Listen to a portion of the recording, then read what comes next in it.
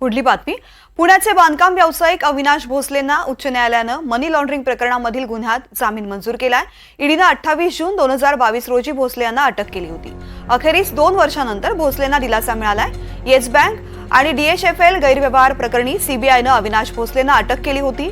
2018 मध्ये एप्रिल ते जून दरम्यान हजारो कोटी एका खात्यामधून दुसऱ्या खात्यात वळते केले. त्यानंतर हे प्रकरण चर्चेत आलं होतं. राज्यातील काही राजकीय नेत्यांशी जवळीक असलेले पुण्याचे बांधकाम व्यावसायिक अविनाश भोसले यांना उच्च न्यायालयानं आर्थिक गैरव्यवहाराच्या म्हणजेच मनी लॉन्ड्रिंग प्रकरणामधील गुन्ह्यात जामीन मंजूर केलाय. भोसले यांच्यावर सक्तवसुली संचालनालयानं नोंदवलेल्या गुन्ह्यात ते दोषी असल्याचं पुराव्यामधून दिसून येत नाही असं निरीक्षण न्यायालयानं त्यांना दिलासा देताना प्रामुख्यानं नोंदवलंय. ईडीनं 28 जून 2022 रोजी भोसले यांना अटक केली होती. त्यामुळे अविनाश भोसले यांना 2 वर्षांनंतर मोठा दिलासा मिळालाय. भोसले यांच्यावर दाखल करण्यात आलेल्या गुन्ह्यात ते दोषी नाहीत हे मांडण्याची अनेक कारणं आहेत.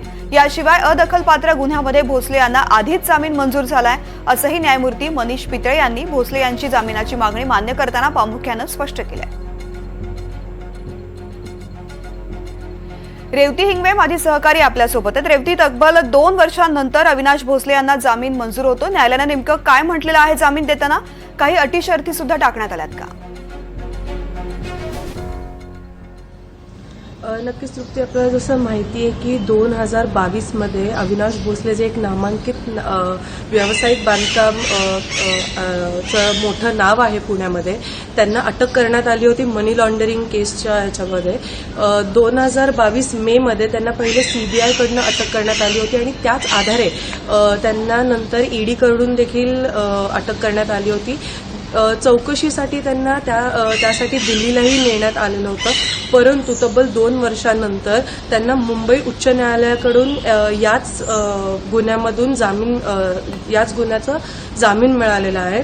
पहिले त्यांनी मुंबईच्या सत्र न्यायालयामध्ये जामीन अर्ज केलेला होता, परंतु तो फेटाळण्यात आला होता. नंतर जेव्हा त्यांनी मुंबई उच्च न्यायालयात जामिनाचा अर्ज केला तेव्हा त्यांचा असं काही खुलेआम जो काय आपण म्हणतो की सहभाग आहे या सगळ्याच्यामध्ये तो दिसून नाही आला. त्यामुळे मुंबई उच्च न्यायालयाने त्यांचा हा जामीन अर्ज त्यांना तो जामीन दिला. त्याच्यानंतर 2018 मध्ये जे